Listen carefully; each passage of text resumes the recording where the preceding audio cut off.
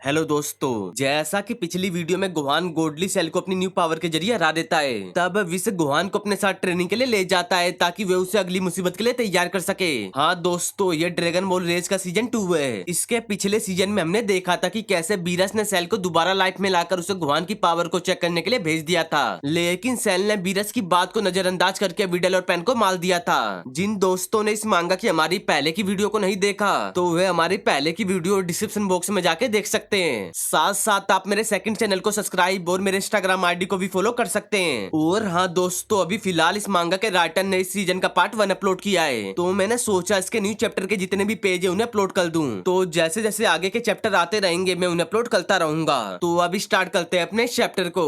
Cell से fight के बाद और अपनी फैमिली को खोना महसूस करके गोहान फील करता है कि उसे अपनी पढ़ाई को सेक्रीफाइस करना चाहिए और अपनी फैमिली के खातिर और ज्यादा स्ट्रॉन्ग बनने पर फोकस देना चाहिए। तब वे अपनी बच्ची और वाइफ को पीछे छोड़कर विश और बीरस के साथ उनके होम वर्ल्ड ट्रेनिंग के लिए निकल जाता है। ट्रेनिंग के केवल कुछ ही महीनों के बाद विश और बीरस ने नोटिस किया कि गोहान की पावर बहुत तेजी से बढ़ी है और इस तरह बीरस का माइंड और आगे की सोचने लगा। गोहान को ट्रेनिंग देता हुआ विश गोहान से कहता है, अभी गोहान मत भूलो कि मैंने तुम्हें क्या समझाया था। गोहान इस वक्त विश के साथ ट्रेनिंग में मगन था। वह विश पर अटैक करता है लेकिन विश उससे बड़ी आराम से बच जाता है। विश की बात को सुनकर गोहान रुकता हुआ कहता है, सही कहा, मुझे इमोशन की बजाय शांत माइंड से अटैक करना चाहिए। गोहान की बात को सुनकर विश मुस्कुराकर कहता है, यही सही है, तुम्हारे पास दुनिया की सबसे स्ट्रॉन्ग मसल हो सकती है, लेकिन इसका कोई मतलब नहीं है अगर तुम इमोशन को खुद पर अलाउ करने देते हो। जब गुस्सा और कंफ्यूजन जैसे इमोशन हावी हो जाते हैं तो आपका अपोनेंट इसका फायदा उठाएगा, तो इसका मतलब मुझे मेरी इस कमजोरी से हराया जा सकता है। बिल्कुल सही, और अभी के लिए इतना ही काफी है। विश की बात को सुनकर गोहान अपनी ट्रेनिंग को रोक देता है। तब विश और गोहान बीरस के सामने लैंड होते हैं। गोहान को देखकर बीरस सामा कहते हैं, तुम हर चीज को बहुत जल्दी पकड़ लेते हो लड़के,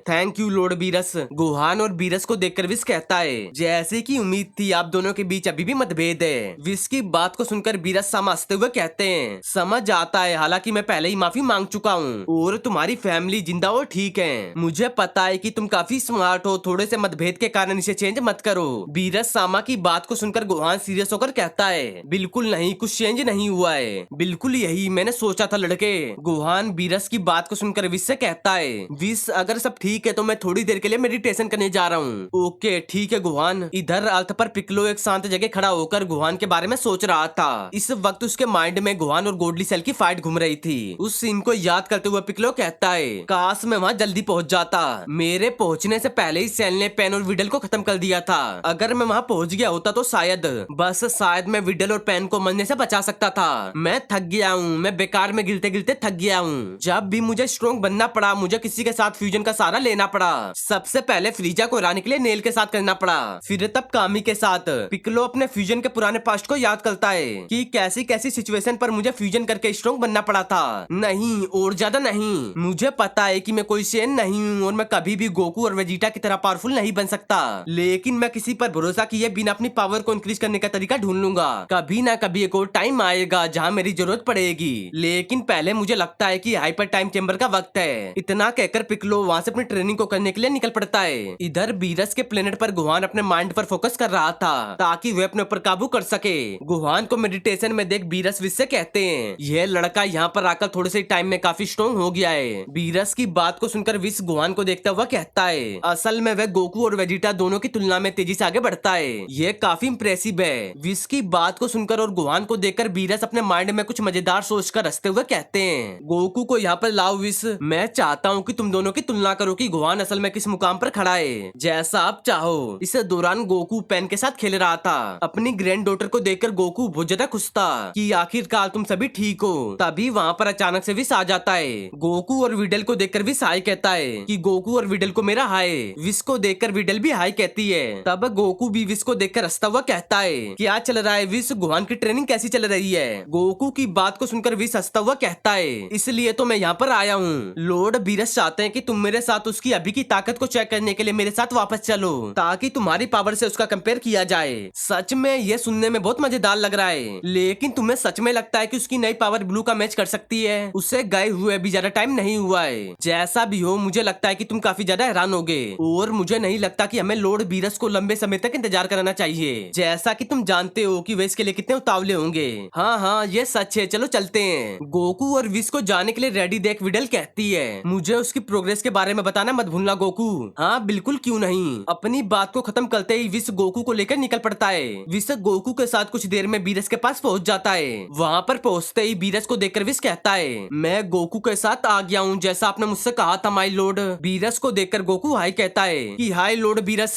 गोकू की बात को सुनकर बीरस सामा भड़कते हुए कहते हैं मुझे हाय लॉर्ड बीरस मत कहो, तुम्हें यहाँ पहुँचने में इतना टाइम क्यों लगा, इसके लिए माफ कर दो। तब बीरस गोकू को बताते हैं जिस रीजन से मैंने तुम्हें यहाँ पर बुलाया है वह। तभी गोकू बीच में बोल पड़ता है गोहान की नई पावर को मुझसे कंपेयर करना विश ने मुझे बता दिया है। गोकू की बात को सुनकर बीरस हंसते हुए कहते हैं हाँ सही है। गोकू को यहाँ पर लाने के बाद विश गोहान के पास जाकर उससे कहता है तुम्हारी मेडिटेशन को डिस्टर्ब करने के लिए माफी चाहता हूँ गोहान, लेकिन तुम्हारी कुछ देर के लिए जरूरत है। विश की बात को सुनकर गोहान हंसता हुआ कहता है लॉर्ड बीरस मेरी ताकत का कंपेयर मेरे डेड से करना चाहते हैं, यह देखने के लिए कि इस समय मैं किस मुकाम पर हूँ। हाँ सही कहा, तो ठीक है विश। इतना कहकर गोहान विश के साथ लॉर्ड बीरस और गोकू के पास आ जाता है। गोहान को देखकर गोकू खुश होता हुआ हैरान होकर कहता है वाह, मैं कह सकता हूँ कि गोहान बहुत अलग लग रहा है, यह अच्छा होना चाहिए। बीरस गोकू की बात को सुनकर कहते हैं सच में। गोकू को देखकर गोहान हंसता हुआ कहता है हे डैड, आपको देखकर अच्छा लगा,